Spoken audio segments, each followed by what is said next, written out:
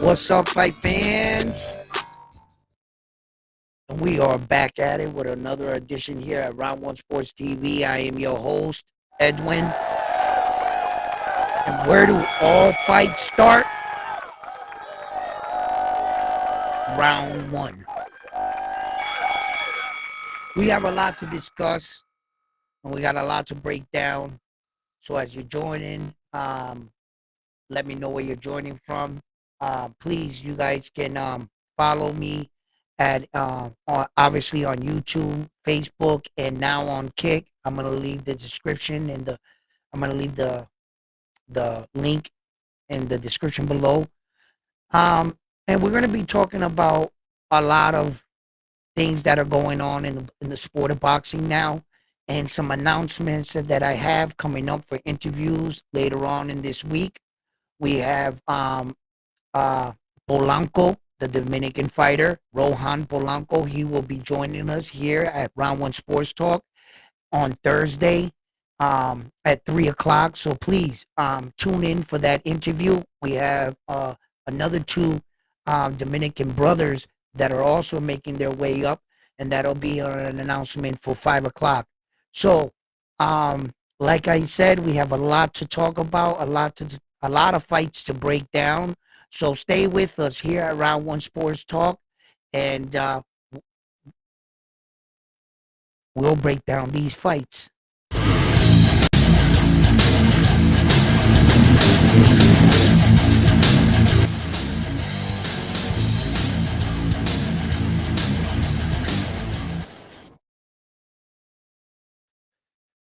Oh, so there's a lot going on in boxing and a couple big announcements that I just heard about. One of the announcements in particular is the announcement that Davin Haney will be fighting, coming up against Teofimo Lopez for that WBO 140-pound championship of the world. And it's almost finalized from what I'm hearing. My sources tell me. So I even went up and I looked at it in Top Rank. In fact, have already put out an article on it. Um, so it looks like we're about to get one of the biggest fights we really always wanted. And it's about damn time that Teo and Devin finally meet in the pros. You know, I think this is a I think this is a big fight. I think this is a really good fight for both fighters. Both Let me turn this down. Wow, I had that really high up. Both fighters really uh I think that it's about time because both fighters are in a point in their career with that the fans are starting to, request these kind of fights. Tio, he's going through his debacle over there at Top Rank, his little meltdown, you know. But make no mistake, Teofimo Lopez is um is a great fighter. Lopez, he has skills. I can't, for as much as I would like to say about Lopez and stuff like that, the one thing that I'm not gonna say is that he doesn't have skills. And right now, um this fight makes sense.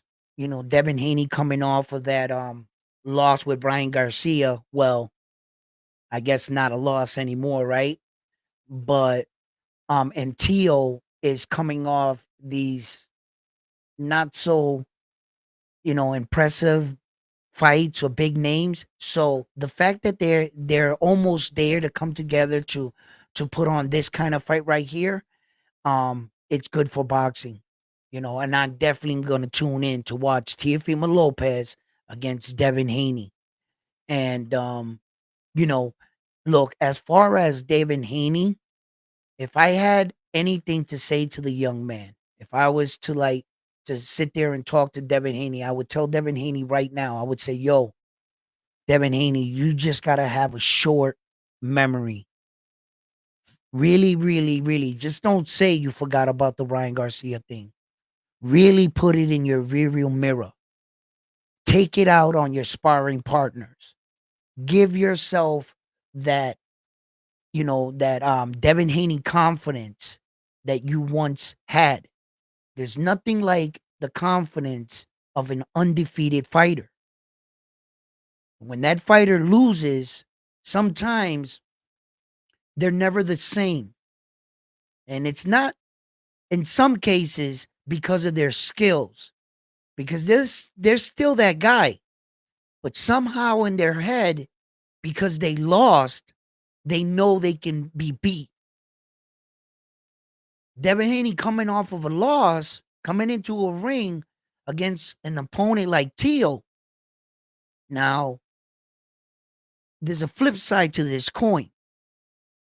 Teo wants to prove that he's that star still. Teo's a star, but he's just not a bright star. He's a star. You can see him. He's just not. And a lot of that's due in part to the things that come out of his mouth. It really doesn't have too much to do, well, some of it does, with his boxing or his choices of opponents. His choices of opponents of late haven't been the greatest. And if your opponents are not going to be the greatest, then your performance must be.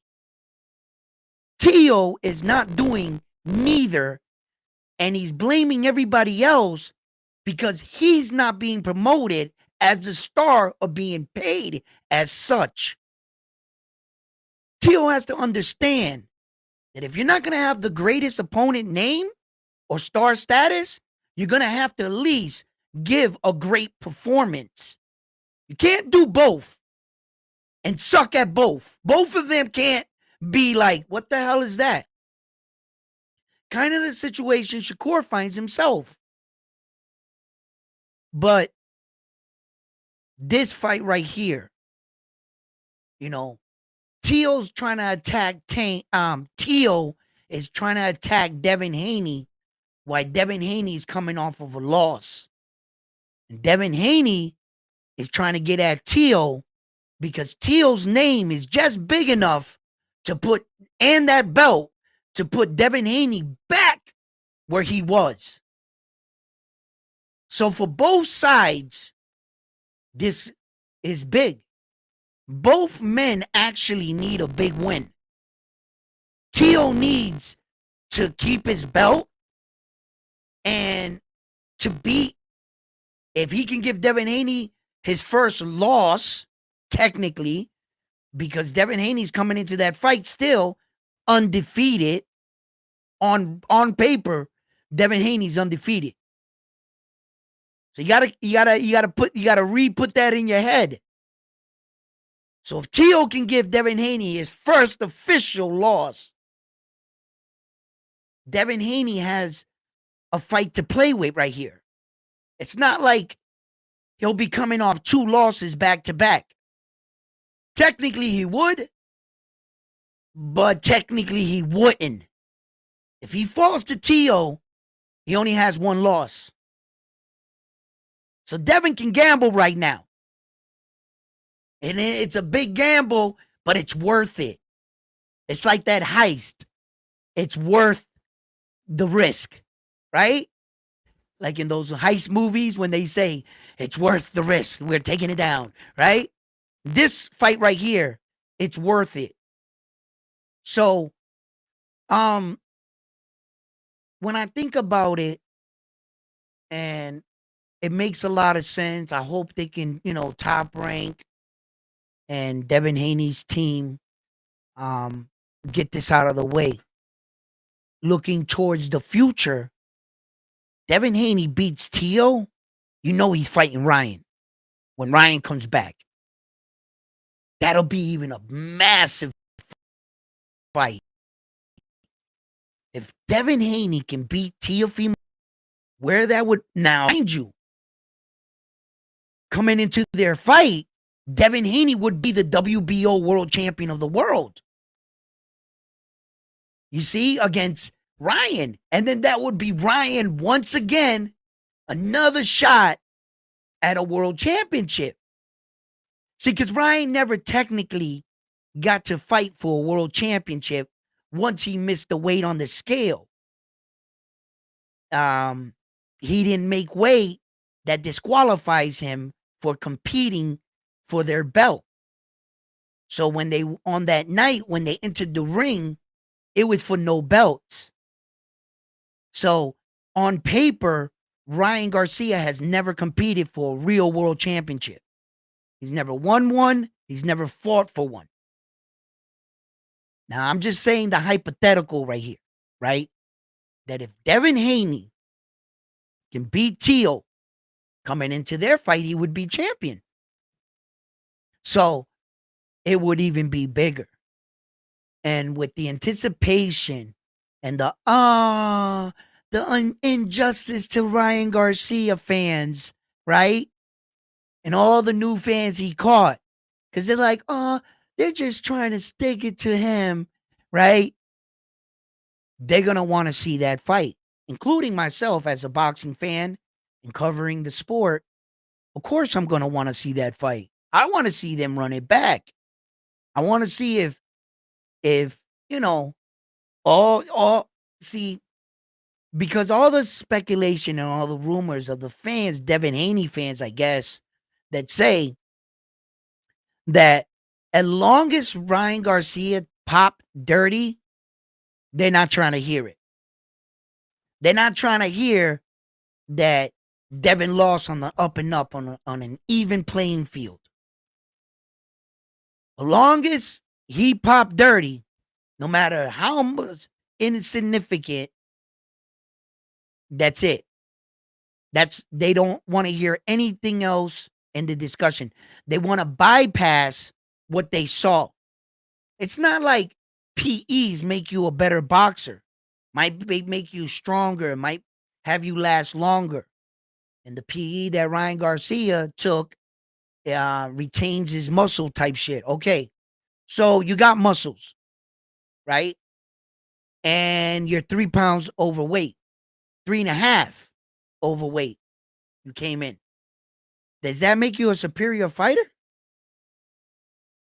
What was Davin Haney, the superior fighter, doing in the ring against him? What did he do? Was Ryan Garcia's performance, how did you grade it? Did you give it an A, a B, a C, a D?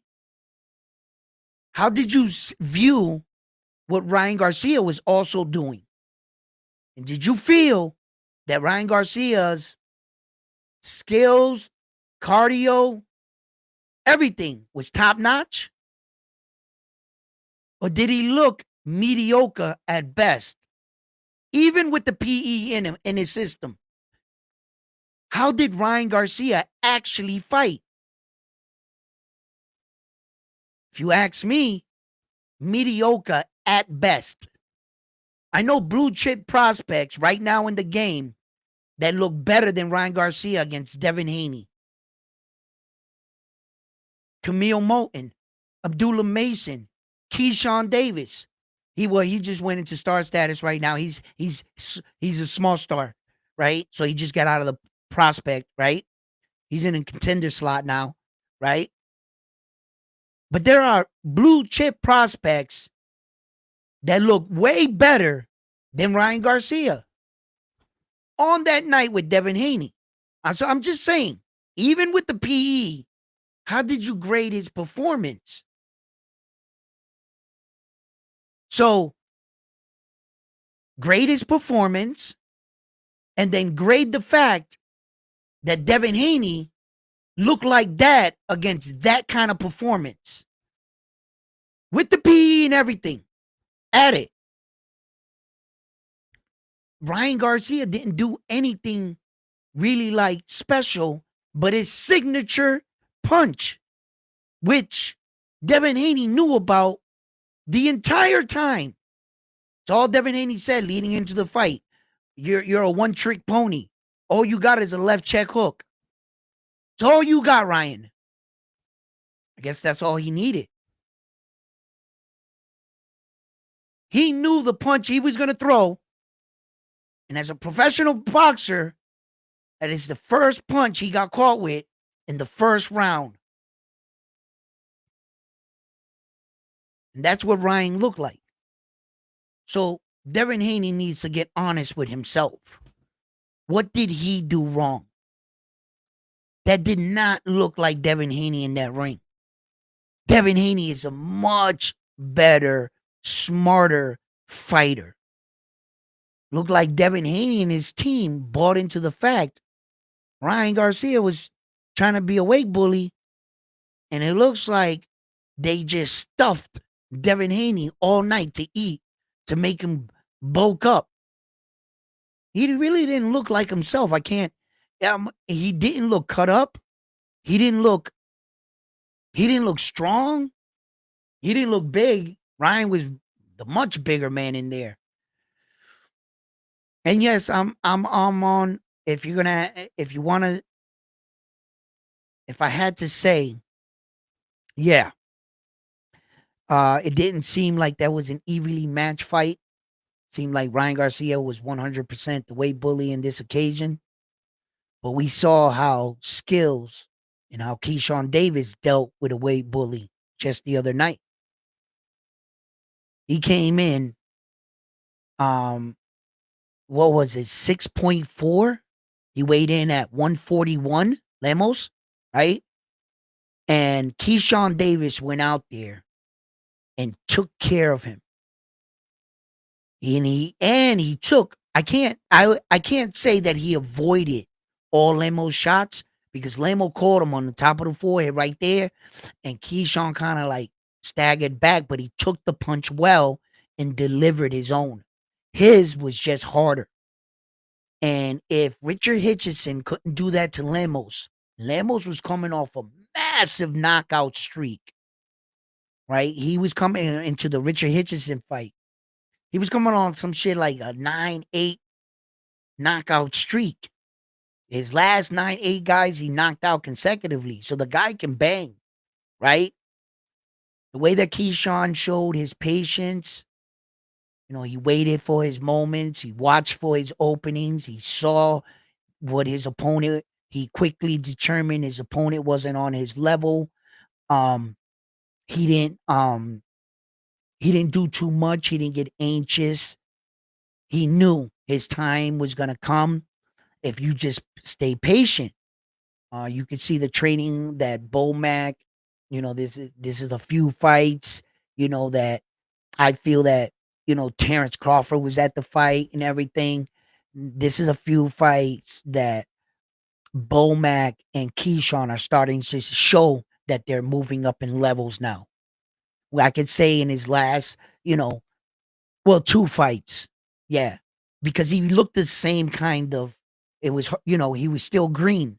But what he showed just past Saturday it was, he stepped it up. Now, does that mean that Keyshawn Davis is ready for Tank Davis?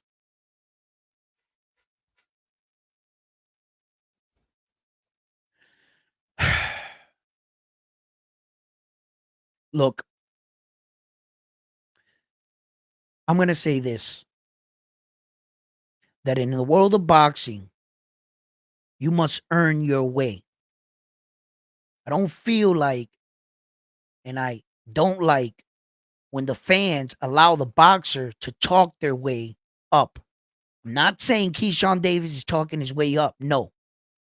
I'm making reference to past fighters that have done this. Stay with me. And when fighters do that, they want the credit of being this kind of fighter without putting in the work, right? Tank Davis, whether you feel or not his level of opponents are to your standard, right? Whether or not, you have to give him his respect for the champion he's made himself, the kind of money he's making, and the man that he made himself. That's the man you have to call out. So it's obvious that Tank Davis made himself that kind of fighter. So all of a sudden, you're hot right now, Keyshawn Davis. You are hot right now. You mean to tell me that Now, all of a sudden, people are starting to actually say this online. Keyshawn Davis will beat up Tank Davis. Right? And I'm saying, I respect the call out. I respect the shit talking. I respect the challenge, young man. What is he supposed to do? You're in my weight division. I respect all that. What Keyshawn Davis is doing, he's supposed to do this. He's supposed to call out Tank Davis. If he didn't, bro, it would make me feel like they're all friends. Right? Because he obviously said he doesn't want to fight Shakur Stevenson, which that's got to change, my man. I'm sorry. Right? But anyway, he's supposed to do all of that. Now, whether or not, you feel that he's ready for him or whatever, pump your brakes for a second. And remember who the hell Tank Davis is. Tank Davis ain't making $30 million because he's pillow fisted or he has lackluster performances. When you pay to see a Tank Davis fight, it doesn't go to the scorecard. I don't care how many rounds Mario Barrio won, or you think you're going to get up in the scorecards, because Tank does that to all his fighters. He gives them this false sense, hey, I'm winning. And then he destroys you and says, no, I was just playing with you. You better remember the hard-hitting Tank Davis. Yo, whether it's with his right hand or his left hand, Tank cracks. And all of a sudden, it seems like the world forgot who Tank Davis is because they're freshly coming off the last thing they saw. A loud, boisterous, young, strong, up-and-coming lion in Keyshawn Davis. And the talent that he is. And somehow people are saying, oh, Tank didn't fight him. Tank didn't fight that person. Well, what did he do to the people he did fight?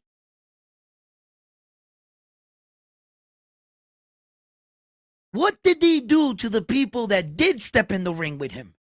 How'd that work out? How Frank the Ghost Martin doing? Wasn't he undefeated? Wasn't he a strong, athletic, rip? Frank took Rivera. Oh, Rivera's a skilled boxer, a technical technician in the ring. He really looks for his opening. What did Frank Martin do to him? And that was Rivera is a good boxer. When it comes to boxing, I ain't saying nothing about his power, anything else. When it comes to boxing, Rivera can box. Frank Martin took him apart. And everybody quickly said, oh, he ready for Tank. I've seen this movie before. He ready for Tank. Look at him. He looks like a specimen. Ripped. Oh, Frank the Ghost Martin, undefeated. Bro, they're still making highlight memes off that knockout. You guys must not remember why they call him Tank. Yo, he rolls. He runs people down, bro. He brutalizes these dudes. Yuri Gamboa, yo, that was a beautiful fight by Tank. The Cuban superstar, man, listen. That dude can fight. And he can box.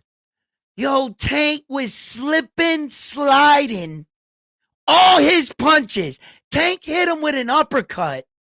Set him up. His jab hit here on Tank. Tank slid by his shit.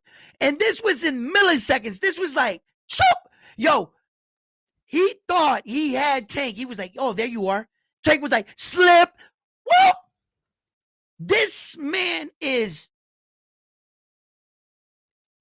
and you guys must have forgot who the hell he is.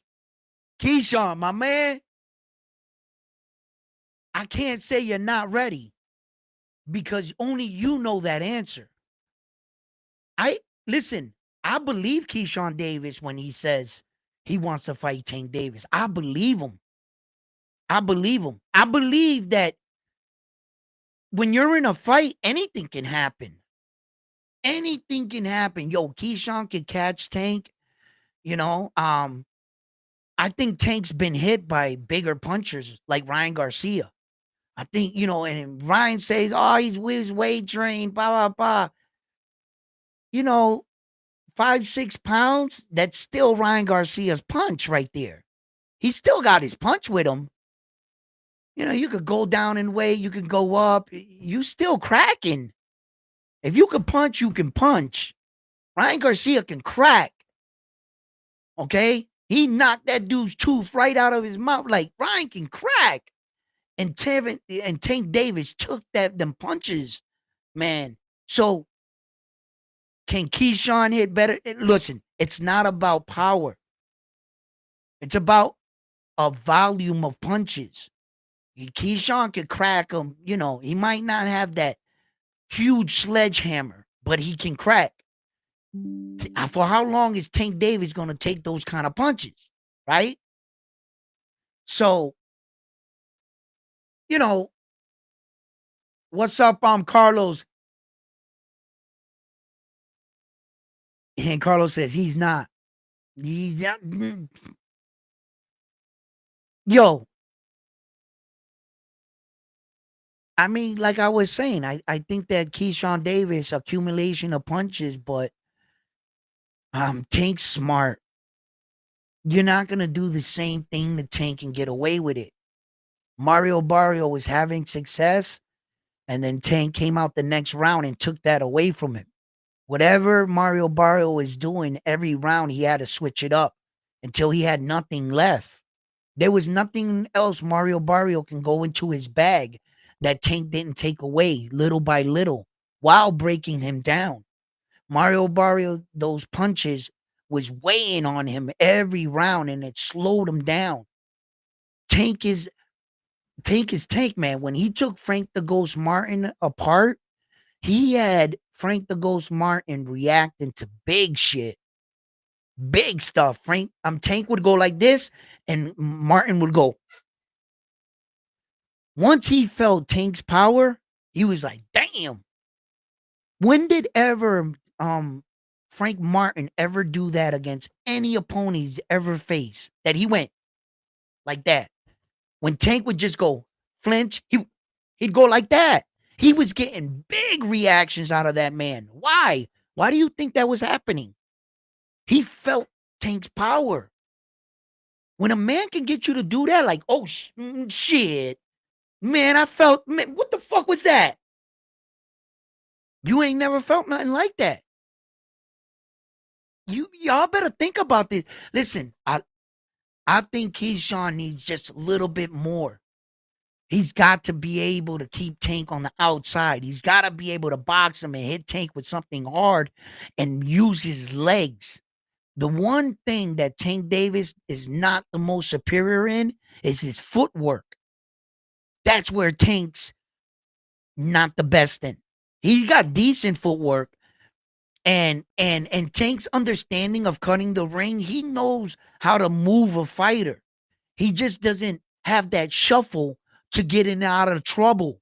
He usually goes into a high guard or goes up against a rope. Tank. He doesn't really, he possesses that, like, of course, he has good fundamentals feet, and he'll slide out of the way and he'll spin out because he's short, he's fast. Tank, yeah.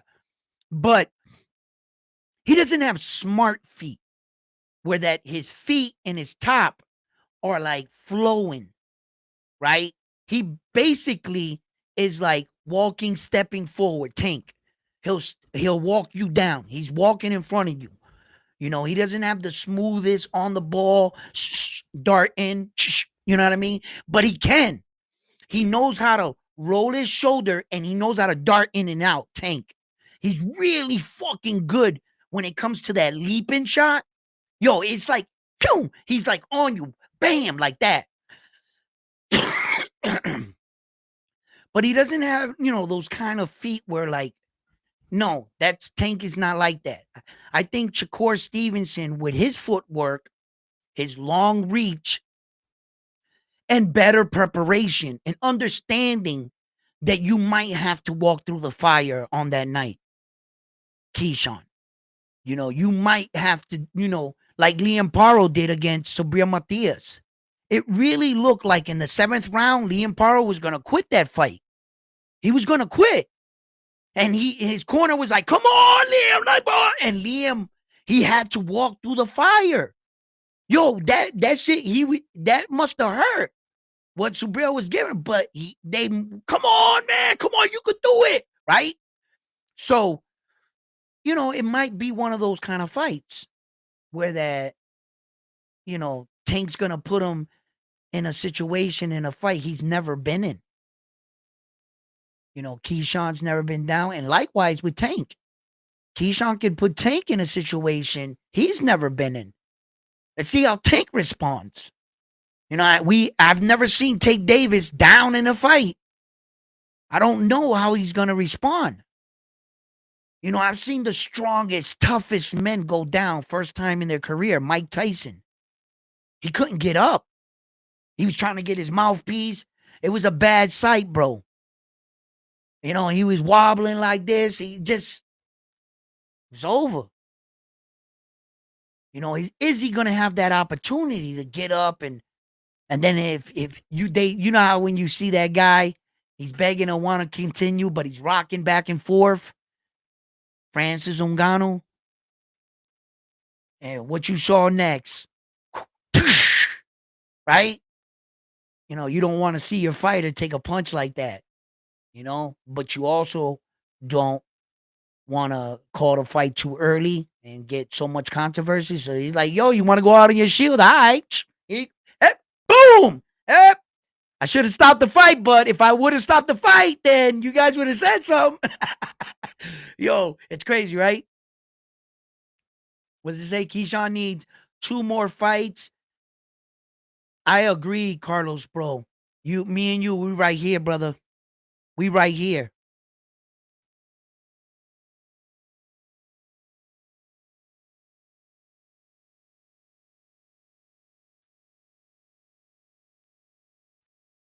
Where's my phone? Oh, right here. Bam just texted me right now. I wonder if he knows we're on. I don't think he does.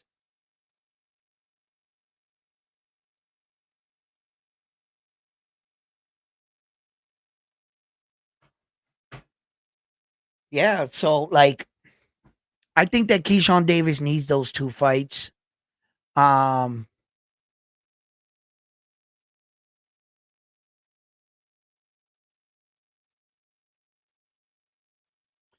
Yeah. Yeah. That and did you mention his power? His pop? Of course his pop. Okay. Yeah. I mean, his timing with that uppercut, um that's a natural, like for me, for instance, the uppercut for me as a fighter wasn't my go-to punch. It was a risky punch. I always felt like, you know, and that uppercut, Tank Davis, that's his bread and butter. He knows how to land that one right underneath your chin, and he's mastered that. Um, throughout his career, you know how um you hit the ball, right? And it bounces like this. Just you see Ryan Garcia doing it, right? And you see Tank do it. When you watch Tank working out, you notice he'll go toom, toom, toom, toom, and that shit is moving quick. He'll be like toom, toom, toom, and he'll hit it. And that shit is moving fast as hell. And he's catching it. you can see that his eye-to-eye coordination with years of training, years and years upon years of understanding the flow also of a human body. That if you do something to somebody, typically the most common reaction is going to be that you do this or that, right?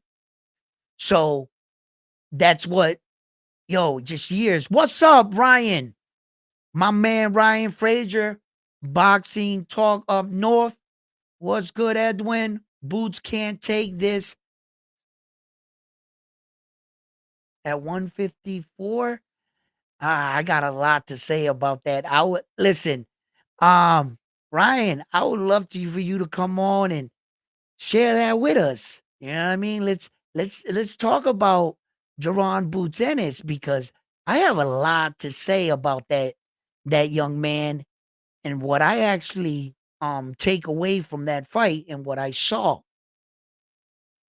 Um I heard a lot of people talk about Jaron Boots Ennis and what they think happened in that fight.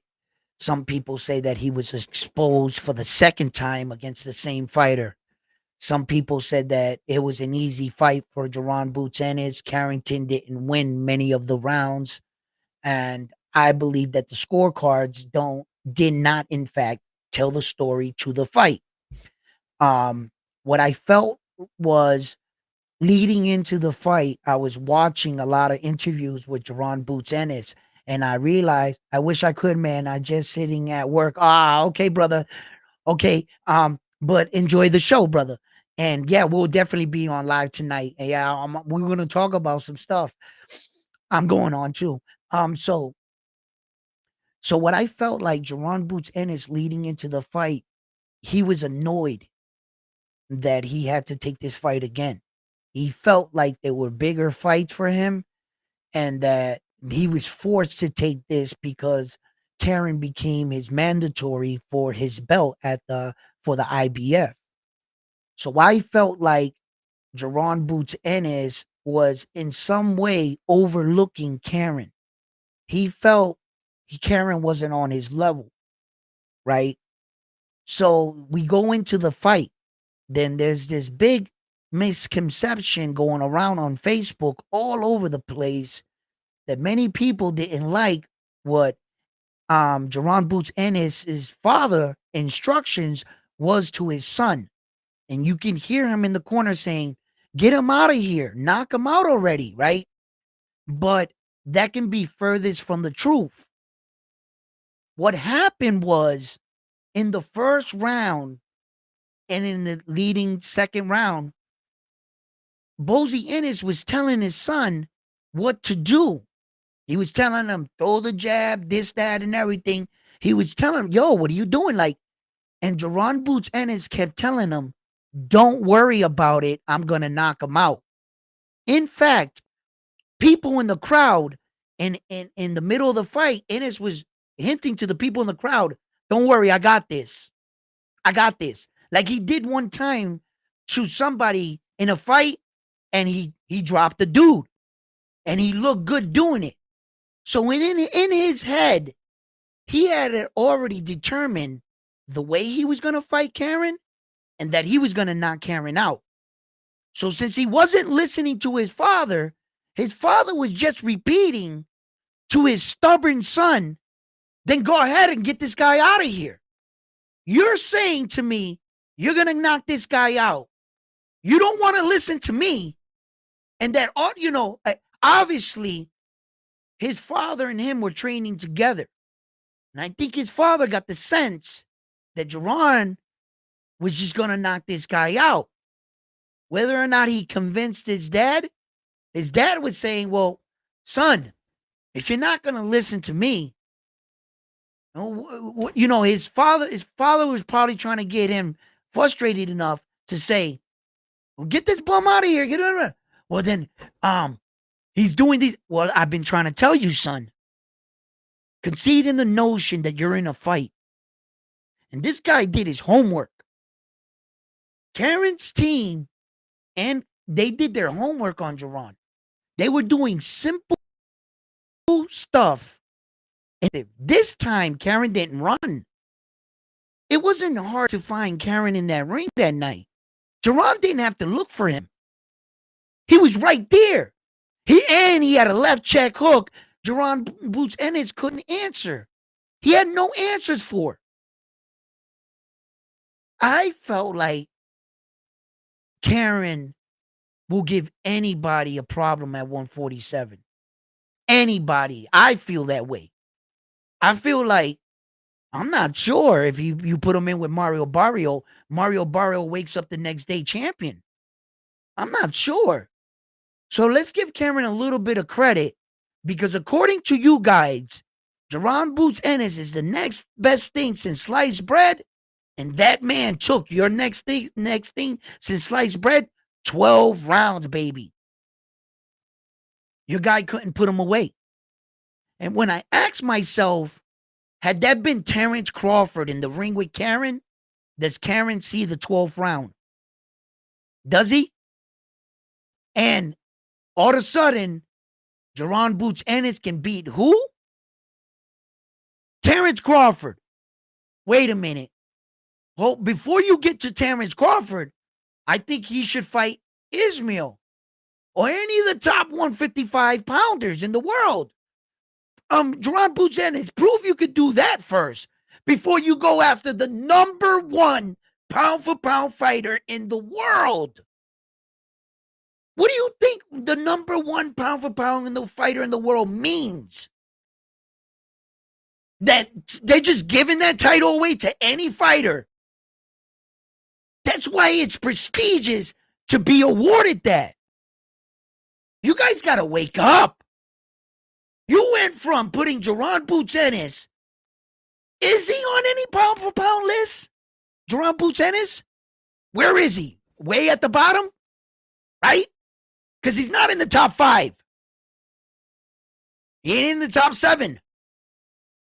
So where is he on the pound for pound list? So you guys went from really to the number one.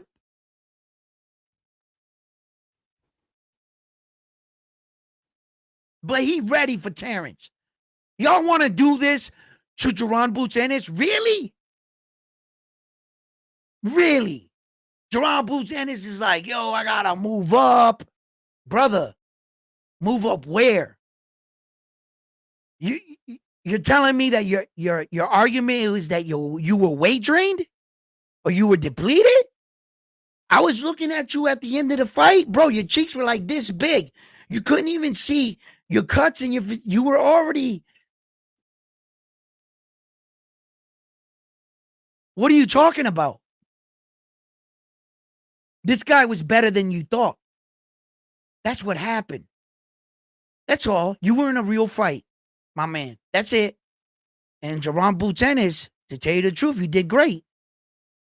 But the expectation and the bar that you're setting on yourself, Jaron Boots Ennis, by putting yourself in conversations with the best the best pound for pound fighter in the world. And you're doing this. Terrence Crawford is not in your business. He's at 154 now. But yet, here we go. When Jaron Boots Ennis can call out Terrence Crawford, he's a world champion, though. He has a right. I was going to try to compare him to Keyshawn Ready. You can't even do that. The one thing I tried to compare was David Morrell, that had 11 fights against David the Monster Benavidez. But David Morrell was in a different weight division, and only 6 professional fights. He had a world championship. You know, Keyshawn Davis has never done that. You know, maybe you could take those 3 little belts that he have and put them together. Does that count for a world champ? No. Okay. I tried. Right? Right? So, you know, David Morrell just, he had opportunities early in his career. And I'm not going to say that David Morrell had the best performances his last 2 fights neither. So, you know, but you put David Morrell and David the Monster Benavidez, and we got ourselves a fight. I'm pretty sure if you put Keyshawn Davis against Tank Davis, we got ourselves a fight. but it's whether or not they're on, you know what I mean? They're ready. I believe 1 or 2 more fights. It's time. It's time to fight Tank. We got to find out. And Tank is proven to the world there's levels to this. There's levels to this. Tank's on a different level than all these men. These guys got to get to Tank's level. Tank's at the highest level. Tank doesn't have to really call out any fighter if he's at the top. Who does he call out if he's the king? If you're just the top guy, everybody's just underneath you, basically. And Tank has to send the offer. You don't send an offer to Tank Davis. He sends one to you. He's the A side. So Tank Davis can't be considered clout chasing on anybody. He's the king at 135. He chooses who he fights now. Or the mandatory if they want to enforce it. However, right? So yeah, I'm not on the side that Keyshawn Davis is clout chasing at all. How can you be considered clout chasing, when that's the guy in your weight division? But at the same time, there's a flip side to that. Virgil Ortiz had a microphone in his face, and he said he wanted to fight Terrence Crawford. But did he fight Terrence Crawford? He was Terrence Crawford's mandatory, but did he file the paperwork to enforce the mandatory upon Terrence Crawford and his team? No. What was he saying on the mic? I want the smoke. What was he doing for 2 years? Dodging the smoke.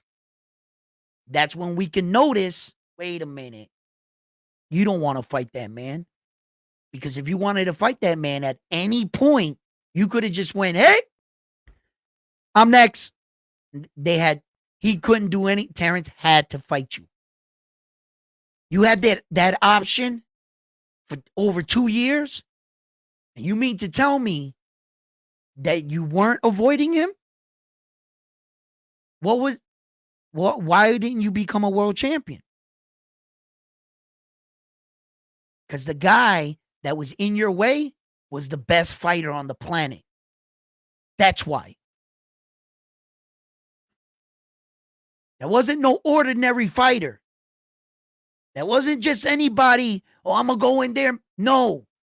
The best fighter of our era was standing in your way. That's a big decision. Are you on that level? You need to find out, right?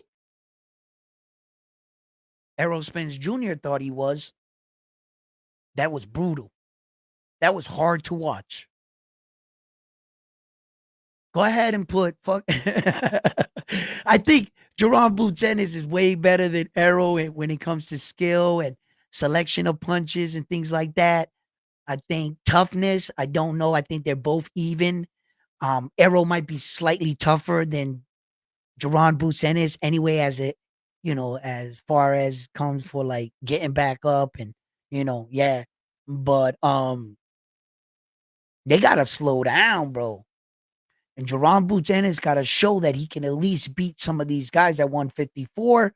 And the same thing can be said for Terrence Crawford, yes. But Terrence Crawford beat one of the top elite fighters, I think, at 154 when it comes to elite as far as skill wise. Ismail there, he really showed, bro. And it was basic shit. But staying focused. You could look good for 1 or 2 rounds, just like Cole found out. You can look good for one, but can you sustain it? Do you have the mental fortitude to realize that you got to stay the course? You got to keep that hand up. Or at some point in the fight, are you going to start to lag again? Did all of a sudden, you're not realizing do you have that mental fortitude to stay the course all 36 minutes? Do you? You might think you do, We'll find out. Jaron Boots Ennis already had his hands down by his side in the third round against Karen. He was already trying the strategy. You don't know which punch I'm throwing. I'm coming from down here. Because it's harder for the fighter to adjust when the punches are coming from here. Why are you doing that so early in the fight? I wondered. He had to try something. Karen had a beat on that ass. And from the moment round 13 started, I said to myself, let's find out. I really thought that Jaron Boots Ennis was going to handle him, but I thought that Karen was going to be a tough opponent. Leading into the fight all week, I kept telling people that I believe Karen was going to be a much tougher fighter. And the fans that were watching the fight, when you watch the fight as a fan, you might only be watching one fighter and you don't even realize it. You're a fan of Jaron Boots Ennis. So every punch he threw was getting a reaction out of you. It would have gave you the sense that Jaron Boots Ennis was just like, all you saw was his good work, and you would have missed what Karen was actually doing in the ring because you're watching it like that. I dare you to go back and watch it through a different set of lenses, a more unbiased. Don't look at him as your favorite fighter, Jaron Boots Ennis. Just look at it, two men fighting. Pay attention to what both men were doing. You're going to see that scorecard really didn't tell the fight. All three of those scorecards really didn't tell the fight. One of them did. One of them was all right. I was like, yeah, that's the fight right there. But the other ones were kind of like all over the place. So no two judges saw it the same way, and it goes to show how competitive that fight really was. I believe Jaron Boots Ennis right now, I believe he should try to track down a unification and still try to push and corner in the rest of these champions. Really go on a campaign on like going at the champions. Look, here I am in the division. Um, who are the champions that want to unify? And if you don't want to unify, you want to stay in your own lane, tell the people that's what you want to do and force them to do that as a champion. Back them all into a corner. I think that just Ron Boots Ennis has to make his stand. He has to stay more disciplined, more dedicated, and learn not to blow up in between fights. I think that's a mistake that a lot of fighters make. When it goes back for them to start training, it's much harder for them to make the weight. And it gives them this sense, man, I got to move up. No, that's not what it is.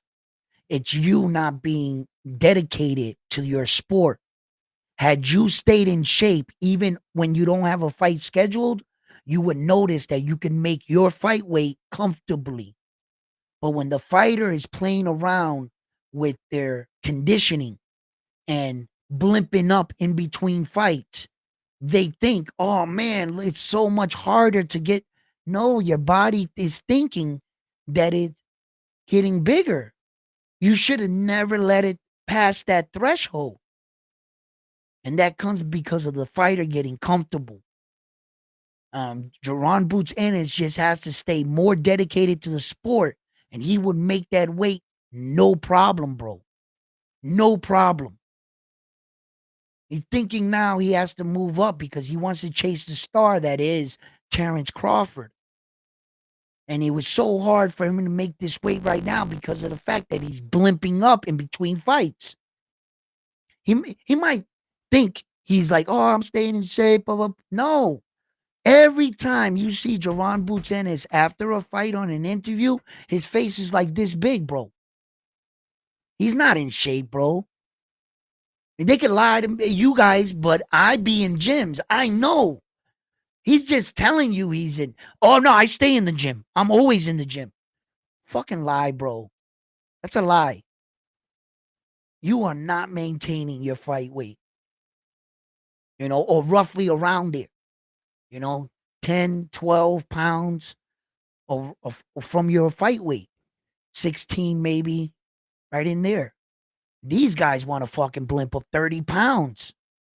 That's not good. It's not good for you as a fighter. You must maintain.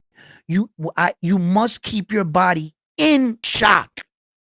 Sometimes people don't understand when I say that. What do you mean in shock, Edwin? Right? I'm like, yo, when you work out and you're putting weight on you, you put a lot of weight on, you shock the muscle. Right? And the reason why people do that is so that the next time they go to lift that weight, their body recorded the shock of all that weight. It's familiar with it. Your body's going to push back now. And then the next week, you might bench that. That's how you get stronger. You must maintain putting weight on you.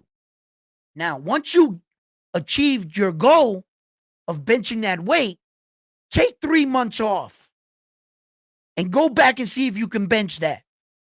Your body fell out of shock. It no longer has been recording the weight. So now you got to work back to what you worked out so hard to get. Had you just maintained it in the gym, just maintain it. You didn't even have to lift that weight. Just maintenance. 3 months from there, you would have went and tried to lift that weight. I guarantee you, you would lift it. You never allowed your body to get out of shock from weightlifting. It's the same thing with training. If you're training and you're running and you're training real hard for a fight, you win the fight and you go to fucking a steakhouse and eat a steak and some ribs and vacation, and all of a sudden you're blimped up like this and they say, now you got to fight. You got to go. Man, listen, that is not good. That's Jaron Boots Ennis' fault. And every time he can't, it's not easy for him. He's getting older now, and it's not easy for him to make that weight. It's not that you can't make the weight. It's that you got to maintain it, bro. These dudes, bro, some of these fighters don't recognize. They might be good at what they do, but they don't recognize everything. And I can understand. That's why you have to have mentors, coaches, people to tell you about yourself.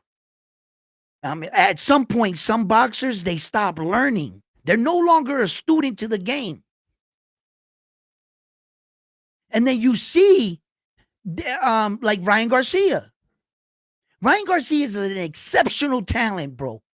He's got skills, bro. That kid got skills. Man, only if he got serious with the sport. Yo, from the moment that kid started his boxing career, he is the same fighter, bro. Until he got out of the ring with Davin Haney. From day one to has Davin Haney improved? Ryan Garcia improved in any way where you could see the improvement in Davin Haney throughout his career. You could see the improvement in Tank Davis throughout his career. You can actually see them get better. Ryan Garcia has been in the same spot. And he's a remarkable talent, bro. He stopped learning. He got to a point where he thought he knew it all about boxing. He stopped growing. He said, I know what it takes to train. I know exactly what I have to do. He never improved on from there. Some of these fighters don't see these things. Not all fighters, just because they fight, know every ins and out about who they are as a person, what it takes to be a champion. You watch some of these fighters mature in the ring. Keyshawn Davis, wasn't he on that shit? Belts don't matter. Did you see the smile on that man's face when he made a successful title defense against Lemos? On every interview, you saw Keyshawn Davis. What did he have on his shoulder? What was it? It was that belt, that WBO, whatever NBA, whatever alphabet belt it was. But he's proud of that belt. And congratulations to that young man for achieving that. Some fighters don't even achieve that. He did it. He's so happy, in fact. He walking around, big smile with the belt. What did he feel like? That's just a taste. That's just a taste. A taste of the glory. Huh? Huh? Don't you want a taste? Huh? That's a little taste.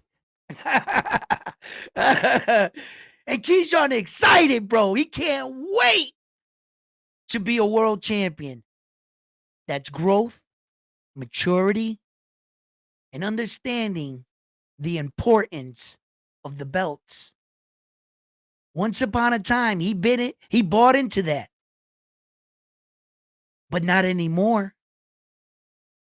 Not anymore. Keyshawn Davis is maturing as a fighter, as a man, and understanding what the goal is to be a world champion.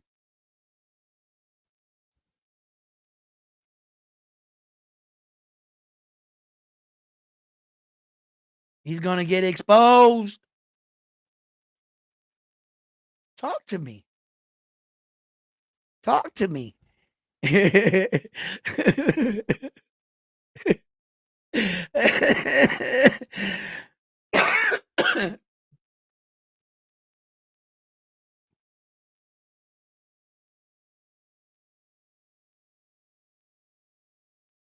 Really? Carlos, you don't think he can be undisputed? Jaron Ennis? What, Stanley Only? What? Wait. Whoa. All right. Hold on. We're not gonna go anywhere else. We gotta figure this out.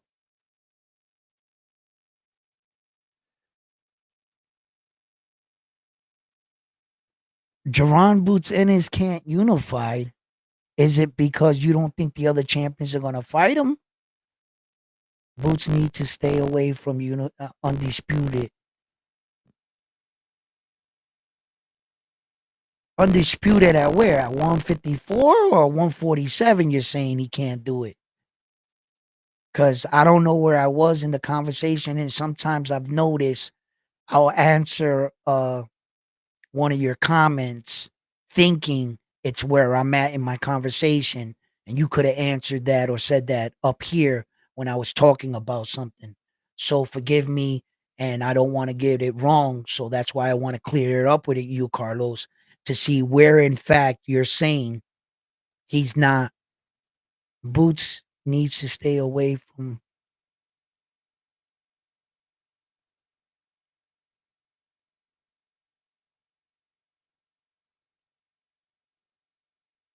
Who the hell is gonna stop him? Brian Norman Jr. needs a little bit more time to fight him too. Stanione is 15-0, right? He's a good that's a good match. The WBA world champion, Mario Barr is the WBC. Jaron Ennis obviously is the IBF, and Brian Norman Jr. is the WBO, right? Okay. Um, the toughest guys in the division right now, um, you had Karen at the number one spot for the IBF. He was just beaten by Jaron Ennis, right? The number two spot is vacant. The Japanese fighter Jin is number three. Connor Ben is number four, right? Um, Lewis is number five for the IBF, right? Yeah. Um, I'm gonna have to look this up. Uh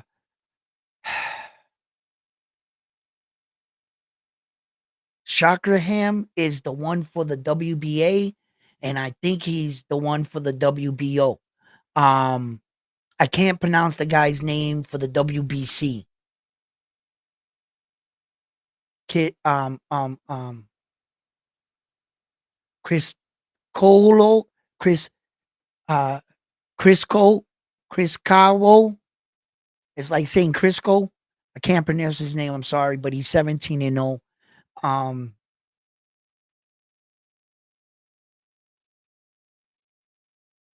I have to look it up. I gotta look it up. Who the fuck is gonna stop him?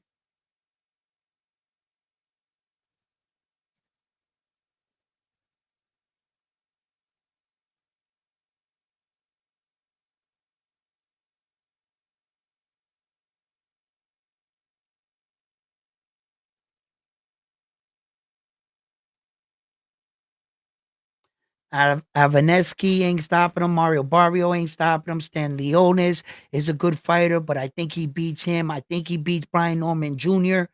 I think Jaron Boots Ennis can clean all the guys at 147. I'm pretty sure he can do it. I'm pretty sure. Connor Ben, that's Connor Ben, Ed Hearn is funny. He was promoting Connor Ben at the Jaron Boots Ennis fight, like the best 147 pounder in the world, and that he's ready for the guy. Meanwhile, his star is about to fight, and he's still got to go with his guy. It goes to show you the loyalty that Ed Hearn has for Connor Ben. You know, those are his guys from out there, the UK, the Brit guys. That's where Ed Hearn is from. Technically, the reason why Ed Hearn came to United States is because of Conor Benn's suspension. Then he started acquiring some. Um, in fact, is Jerron Boots Ennis um his first American fighter, big star anyway? I think it was. No, no, wait. Ed Hearn had signed some. Oh, he did work with Davin Haney, I think, before Jerron Boots Ennis. Ed Hearn.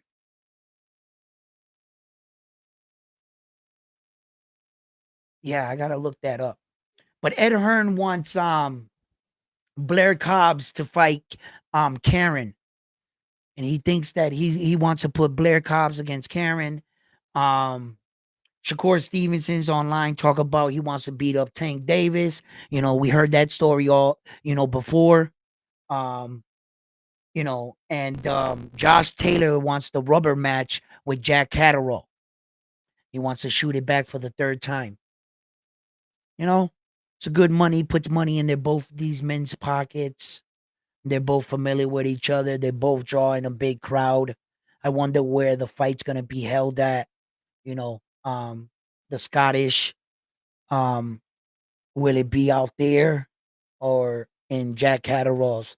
Um, I don't know. And if Jack Catterall would be interested in to taking a fight with Josh Taylor, because Jack Catterall might be going in a different direction. So he might not be looking back for Josh Taylor. I don't know. It all depends. But I heard about that. And Bam Bam Rodriguez, he scored a an impressive victory. And all of a sudden, everybody wants to, well, at least this is what they're putting out there. They want him to fight Chocolito. And if, I'm going to give my opinion on that. I'm tired of Bam Bam already fighting these old legends. He needs to stop. He's slowly going down that road of boxing criticism, with that the fans start to realize, wait a minute, you're good, but you're just fighting these older fighters, and you know,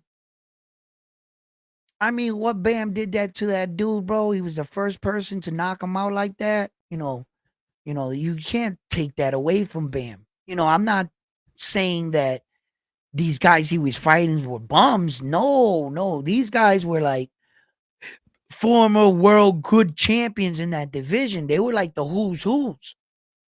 He just didn't fight them in their prime, but and then when he got to fight him, he beat him the way he did. I'm more on the line where I need Bam Bam to start, you know, it was always one thing with him when he fought, Sonny Edwards. Sonny Edwards is a good boxer. He was just too small for Bam. And you clearly saw that when he was fighting him. Sonny Edwards was just too small, you know. So I'm on the line where I just want to see Bam really like the number one top guys in his division. Matter of fact, I'm gonna see if I could actually just put that up.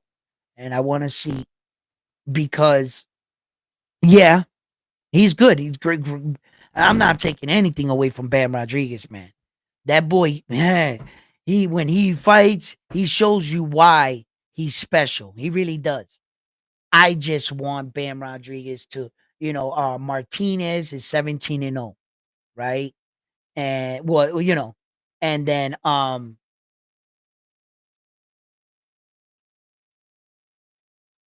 the Japanese fighter, he lost twice. He lost his belt. He just recently lost his belt. That would have been a good one. Maloney, he'll beat him easy. There's a lot of guys in experience with big records, and there's just not any real big names. I mean, the Japanese fighters are probably going to be the best for him to you know what I mean? Or if not, move up. It's time to move up, bro. It's time to move up to the 118 where there's a lot of potential fighters there. All the top Japanese fighters, every one of them, the top five. And then you got Emmanuel Rodriguez and you got Maloney also in the division that also have big names. Emmanuel Rodriguez is, you know, he's been around for a while. He's a tough, gritty champion. He's a former world champion. So that would be a good fight for Bam Bam to come up. He's a crafty Puerto Rican fighter. Bam Bam can come up into the division, fight a fighter like that, entering the division. I'll accept a fight like that while he moves up because, I'm not sure if Junto Nakatani will be in the weight division for long. He's rumored to want to move up to the 118. So we'll see how this all plays out with that. But I guess, sometimes you got to take these fights, and Chacalito has a big name. It's a big name. I could see why he would take that fight. I can. I just, I just don't want him. I could see this, this criticism road of boxing. I could already see it coming. Mark my words. Watch. There's gonna be some guy that comes out. Bam, bam, bam. Oh yeah, they're saying you're the best, but all you've been fighting is, old champion after this guy who you fighting like. Yeah, and I could see it coming for the talent that he is. I could see him going down that road. And I don't want him to be labeled like that. No, because I think Bam is special, man. I think he's special, bro. The way he dances, oh, and that's just my expression of boxing, because I look at it as a dance, you know. It is the forbidden dance. You must not do it. Not everybody can do it. You know what I mean? And when you watch it, boxing, unfold like that, and the things he's doing, you appreciate it. And you're like, man, they, the young man is pretty good. He's pretty good. So, but like I said, I want to see him fight bigger fights. I don't want him to fight Naoya Inoue. I didn't say no crazy shit, right?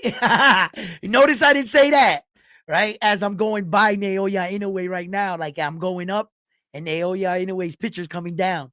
And I'm like, I was just talking to my boy about that today. And he was telling me, yo, you want to see Bam Bam Rodriguez against Naoya Inoue? And I was like, no, I actually don't want to see that fight. No. He was like, why? I was like, because one, if you're going to rush the fight along in my head, right? Because what you're doing is you're asking me a question if like they would fight tomorrow or sometime in these past months. So that's what you're asking me, right? And you would be asking if he jumped up from 115 all the way where to 122, where now Inoue at. That's impossible, right? By the time he works his way through the divisions to try to get to Naoya Inoue, it's a possibility Naoya Inoue would probably be fighting Tank Davis at a catch weight to end his career. Because time's not going to stay still. And if he wanted, you would have to rush him along. Bam Bam. You would have to push him along throughout the divisions just to get that fight. For what? For Naoya Inoue to brutally knock out Bam Bam Rodriguez and no one in the planet Earth give him credit for it? Because what are you going to say as soon as he knocks him out? He was a much smaller guy being blimped up to another weight division. Haven't we seen this scenario before? Haven't we heard what happens when fighters do that? So every time, it's all good until the outcome of the fight. Until you actually see what Jamel Charlo looked like against Saul Canelo Alvarez, where you turned off. Leading into the fight, yeah, okay. But some people on the other side were like, man, this ain't right. This should not be happening. Right? So, what do you expect? When you ask me this question, I'm going to think of it rationally like a boxer. No. In a perfect world, a video game, it's like, hell yeah, I want them two to fight. Hell yeah. I'm not going to accept it if you put Jesse Bam Bam Rodriguez at a disadvantage. And in a weight division, he's never been in. That's a disadvantage. When he beats Bam Bam, I'm gonna get on. I'm not gonna give the Japanese due credit. Naoya Inoue, hell no. You had to beat him at a no.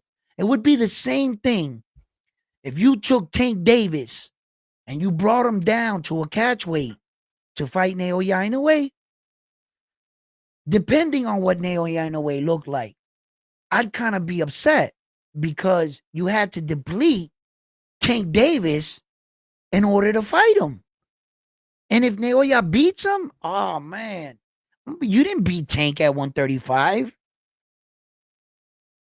You didn't beat the real version of Tank. Hell, they're not going to give him credit.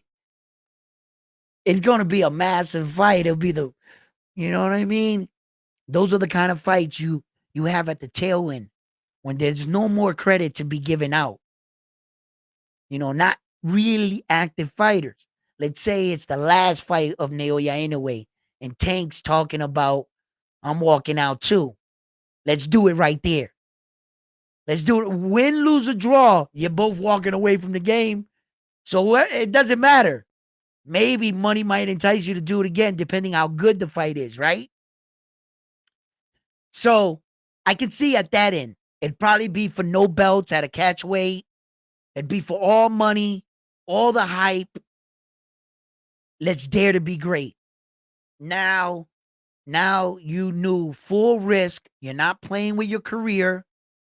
You're not, this fight right here is purely to see who's the fucking best. That's it. I'll accept it there. He knocks out Naoya Inoue. Fuck it, you took a shot, bro. He knocks out Tank. Fuck it, you took a shot, bro. I'm good with it. I'm good with the fight right there. Fucking around with Naoya Inoue's career right now.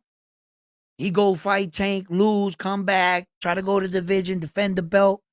You're fucking with your career, bro. You had no business fighting Tank. Taking a loss to stay in, you were gonna be active? You were gonna you're still running for championship? Like Lamont Roach here. Lamont Roach, brother, okay, you took the fight and maybe it is or not gonna happen. Don't know.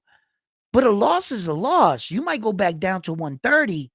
Look at what happened to Hector Luis Garcia when he fought Tank. Tank hit him on the top. That man went blind in the ring. He went back to 130. He ain't been the same fighter since. Don't play around with your career, jumping up and down, taking these fights. That could have cost you your career. Had you stood in your lane, Hector, you'd probably still be champion. When you fought Lamont Roach, you would have never suffered that defeat against Tank. You would have never learned what it was like to quit in a fight.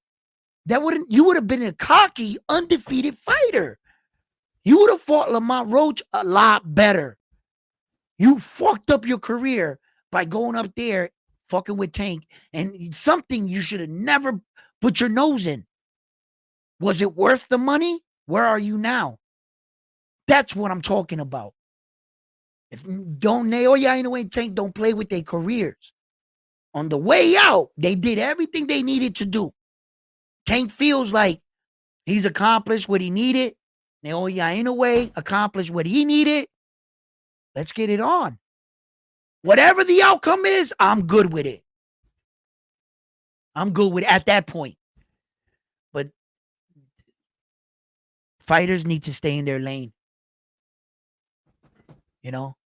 And when we talk about all the time in boxing, what are we talking about in boxing, you and I? What are we talking about, right?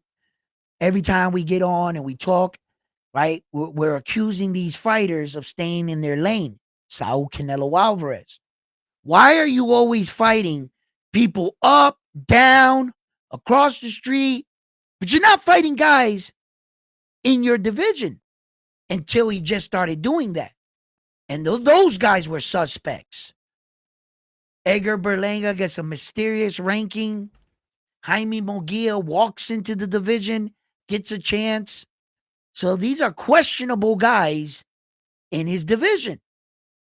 But the thing is that we've always told him, yo, Saul, it's about time you stay in your lane. Stop fighting all these fights here, there, whatever, right? And a lot of fighters have a tendency of doing that. And we as fans are saying, yo, why don't you fight the guys in your division? So when we're talking about Tank Davis, Naoya Inoue, Bam Bam Rodriguez, why don't we tell them, stay in your lane? Why don't you tell Bam Rodriguez, don't jump up to fight Naoya? Why don't you focus on staying in your lane? Why don't you beat all the guys at 115 first? Junto Nakatoni, why don't you beat all the guys at 118? Why don't we try staying in our lane? When we see it happen, we advocate for these fighters to what? Stay in your lane. Stop hopping around every weight division trying to fight different stars. Can anybody tell me what weight division Conor Benn fights in? He's claiming to be a 147. Listen, all this being in boxing, trying to fight the names, but not your weight division, is soon as a fighter going down controversy of boxing. Because when it's all said and done, the champions in the weight division that you're claiming, what weight are you claiming if you don't fight in our weight division? How can Ryan Garcia say he's a 140 pounder when his last two fights he didn't make weight for 140? Brother, you no longer fight at 140. You can't claim to be the best 140 pounder in the division. You ain't made the weight your last two fights. What are you talking about? And that's where other fighters are going to speak up against those kind of men that did those kind of things. And be like, don't claim our division. You don't belong here. You never fought here. You went for... Don't... Some of these men got to stake their claim. They got to build their castle. They got to become king before they call themselves king. The difference between Naoya Inoue is that we call him king. He doesn't call himself king. The rest of these fighters, they call themselves king. You don't call them king. He hasn't earned it. He don't got all 4 belts, those other fighters. Naoya Inoue is the king of his weight division. We call him king because that's what he is. So, you know, there's a lot of these guys, man. Look, Jaron Ennis, very talented fighter.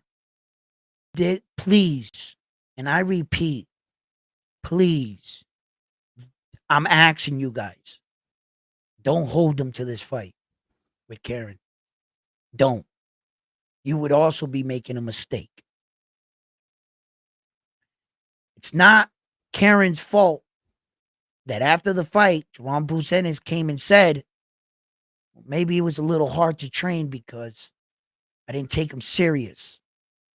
You have to understand, as a fighter, in the position that you're in, Jaron Ennis, everybody wants to take away what you got. Every fight is a dangerous fight. Every fight from here on in, you must learn something from this, son.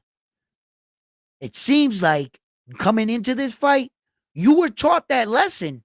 You just didn't choose to acknowledge the lesson that was being taught to you. So the boxing gods had to teach you the lesson again. And thank God the fight went your way. Okay? So I'm asking you guys, the reason why I'm asking you, don't think that Jaron Ennis was exposed. Karen had some help in that ring. Jaron Ennis made the fight work harder on himself. You can be at work, someone's trying to tell you, hey, I'm trying to tell you how to do it like this, so you can make things less harder on yourself, or you could be stubborn and say, no, this is the way I want to do it. You'll be there twice as long when you could have just did this right here and it could have been easier for you. Being hard-headed and stubborn is a real thing. Jaron Ennis must learn that when you're looking at your dad in the corner on fight night, that is not your dad. That is your coach. You need to give him respect as a coach. And if your coach is talking to you, you need to learn how to take instructions, son.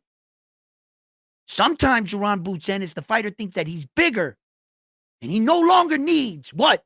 The teaching that got you there? The other set of eyes you should be relying on. You're choosing not to listen to your coach and not accept your other set of eyes of what they're viewing. Because as we all know, when you're on the outside of the fight, you can see much more than the guy that's in the fight. If you ever fought, when you're coming, your friend can tell you, yo, you should this, you could have did this, you could have did that. While you're in it, you didn't see the same thing he was seeing. So you're taking away your second pair of eyes and you're not listening to your coach. Jaron Ennis' father did not want him to fight like that. If you got into the point where you think, Jaron Ennis, you're so big, I'm not going to listen to dad. He's not your dad in that moment. He's your freaking coach, bro. I think that line of respect between father and son, between them two, should be relived. We should talk about that, son, one more time. And if Ennis loves his son,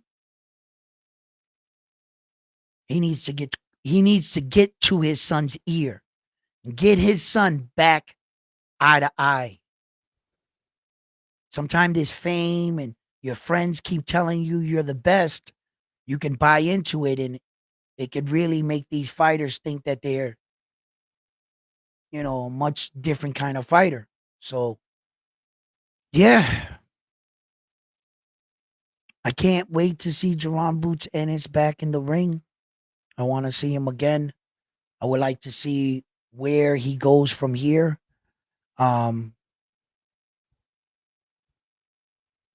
I would also, you know, I also want to see the Davin Haney and Teo Lopez. I hope, from what I'm hearing, my sources and Top Rank right now, they're telling me they're like right there, almost just to finalize.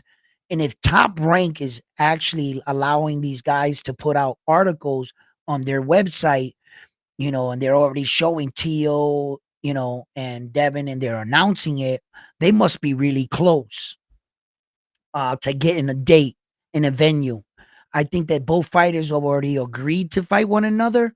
It's probably where it's going to be held, how much, and so forth. So there's probably a little bit more to go. But I hope that nobody walks away from negotiation, as we saw Tank Davis go into negotiation with Vasily High-Tech Lomachenko, and all of a sudden, out of nowhere, Vasily's team walked away from the negotiations, right? And Bob Arum even said he didn't understand it. He just walked away. So hopefully nobody walks away and we can get this fight. It's going to be a really big fight between Teofimo Lopez and Davin Haney. Um, and I definitely would want to see that fight. It's about damn time. About damn time we get some of these fights. So yeah, that's a big fight right there. Depending where roughly and who's gonna be on the card, who's Tank Davis fighting. Uh, and is he gonna team up with David the Monster Benavides again? There's a lot of rumors being and names are being thrown around. So let's see where this all unfolds. I'm gonna go on tonight. We could talk more about it. I just wanted to share really my thoughts on the Tank Davis and T.O. It kind of led into everything else because really this entire week I'm coming off a boxing hangover. I've had so much boxing, in the last few days, I had like Pro Box on one. I had the Zone on the other TV. I was holding up my iPhone on the other hand, watching on a monitor. It was crazy. I'm getting names mixed up, rounds and everything. It was just so much boxing coming in, but I hope I gave you guys um, good breakdowns and I made it at least entertaining when you come here to Round One Sports Talk to get your latest in boxing news. So, fight fans, you guys can follow me on Kick, Facebook, and here, obviously, on YouTube. Round One Sports Talk and on Instagram. I'm starting to build my Instagram page, finding all these things and learning the ways of the internet. I'm slowly getting there. And thank you to all the members that have supported Round One Sports Talk. All your contributions has helped me provide me with editing software and a lot. I'm starting to make other plans to get out to other fights. So, fight fans, thank you for tuning in. Please don't forget to give the videos a like, share the videos, comment on the videos. And like always, I'm on to the next one after this one here at Round One Sports Talk. You guys have been amazing.